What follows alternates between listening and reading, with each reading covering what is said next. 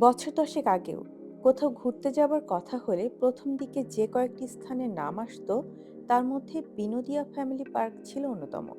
বেশ অনেক বছর পরই বলবো, পরিবারের কয়েকজন সদস্য মিলে আবারও যাচ্ছি বিনোদিয়া ফ্যামিলি পার্কে। তো গেট দিয়ে আমরা প্রবেশ করলাম যথারীতি টিকিট কেটে, এবং এখানে যিনি দায়িত্বে ছিলেন তিনি আমাদের টিকিটগুলো চেক করে দেখছিলেন যে সব ঠিকঠাক আছে কিনা। তো যাই হোক, ওই পর্ব শেষ করে আমরা ভেতরে প্রবেশ করছি। ভেতরে ঢুকতেই ডানদিকে দর্শনার্থীর জন্য বেশ কিছু নির্দেশিকা দেওয়া ছিল। অবশ্যই যারা ঘুরতে আসবেন এগুলো খেয়াল রাখবেন। আর আমাদের সাথে যেহেতু বাচ্চা ছিল, তাদের পছন্দ ছিল যে তারা চিড়িয়াখানায় ঢুকবে।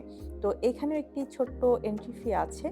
সেটি দিয়ে আমরা প্রবেশ করলাম। ততক্ষণে আমাদের সাফরিন বাবুর ঘুম ভেঙে গেছে। সে অবাক হয়ে দেখছে যে তাকে কোথায় নিয়ে আসা হলো।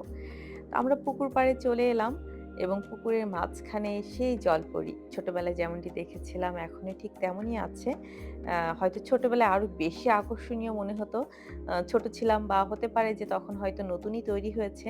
এটা আরো সুন্দর ছিল। অ্যা তবে দুঃখের বিষয় এটা যে পুকুরের পানি খুব নোংরা দেখলাম। এই পুকুরে অনেক মাছ আছে, তবে পানিটি বেশ নোংরা। পানি যদি পরিষ্কার হতো, স্বচ্ছ হতো, তাহলে বিষয়টি আরো বেশি আকর্ষণীয় হতো দর্শনার্থীদের কাছে।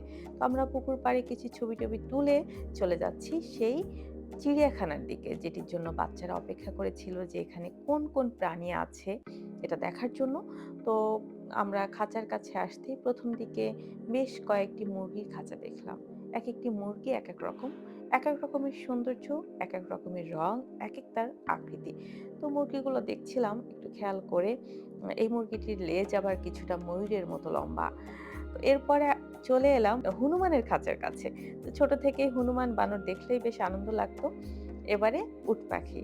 উট পাখি খুব সুন্দর করে কেমন ছোট, ছোট করে ঘাস খাচ্ছিল। এটিও দেখার মতো একটি দৃশ্য ছিল। আ এই খাঁচাতে ছিল বেশ কিছু ময়ূর এবং অন্যান্য পাখি।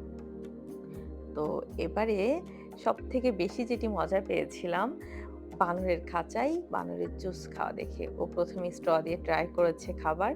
যখন স্ট্র দিয়ে ঠিকঠাক মতো খেতে পারেনি, তখন জুসটি একদম ঢেলে, মাটিতে ঢেলে চেটে-পুটে খাচ্ছে। এটি দেখার মতো একটি দৃশ্য ছিল। আমরা বেশ কিছুক্ষণ এটা এনজয় করলাম। এরপর চলে এলাম তিতির মুরগির খাঁচায়। অনেকে হয়তো এটা চিনে থাকতে পারেন। আমি ছোটবেলায় আমার গ্রামের বাড়িতে, আশেপাশের বাড়িতে তিতির মুরগি পালতে দেখেছি। তো আজ আবার দেখলাম। আর এদিকে ভালুকের খাঁচা থেকে বলবো বেশ দুর্গন্ধ বের হচ্ছিল। খাঁচাটি নোংরা স্যাঁতসেঁতে ছিল, যেটা আমার কাছে মনে হয়েছে একেবারে অস্বাস্থ্যকর। আর সজারু তো গা ভর্তি কাটা। সজারুটাও, এই খাঁচাটাও আমার বেশ নোংরা মনে হয়েছে। এরপরে যেটি আমার চোখ আটকে দিল, এই মাতৃত্ব। মা পায়রা কি সুন্দরভাবে তার সন্তানকে মুখে তুলে খাবার খাইয়ে দিচ্ছে। বাইরে ততক্ষণে সন্ধ্যার আগ মুহূর্তে পুরো একদম বিকেল বলবো। চমৎকার আলোর একটা ঝলকানি ছিল। বিকেলটা সুন্দর ছিল।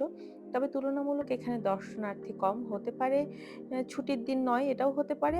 আবার এমনও হতে পারে যে এখন তো অনেক জায়গায়ই দর্শনার্থীদের ঘোরার জন্য, বিনোদনের জন্য বিভিন্ন বিনোদন কেন্দ্র বা পার্ক স্থাপিত হয়েছে। যার কারণেই এই বিনোদিয়া ফ্যামিলি পার্কে হয়তো মানুষের আনাগোনা আগের মতো আর নেই। পার্কের মধ্যে বাচ্চাদের জন্য বেশ কিছু রাইড ছিল। আর এদিকে চোখে পড়বার মতো যে জিনিসটি, সেটি হচ্ছে ফুলের সৌন্দর্য। যেহেতু এখন শীতের শুরু, গাঁদা, ডায়ান্থাস, নয়নতারা এরকম অনেক রকমের ফুল ফুটে আছে। তবে সবথেকে বেশি ফুটেছিল গাঁদা ফুল।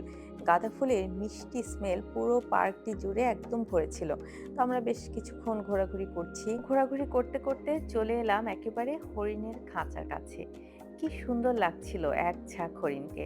আর হরিণের চোখের দিকে তাকালেই একটা অদ্ভুত মায়া, একটা করুণ একটি অনুভূতি যেন প্রকাশ পাই।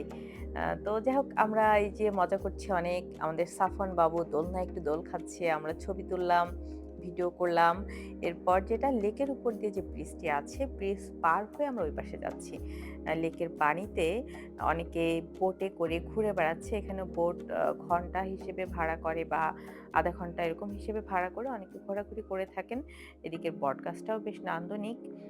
তবে এই জায়গার লেকের পানিও যদি আরেকটু পরিষ্কার হতো, তাহলে আরো বেশি ভালো লাগতো। মানে পানির দিকে তাকিয়েই ঘন্টার পর ঘন্টা হয়তো সময় কাটিয়ে দেওয়া যেত।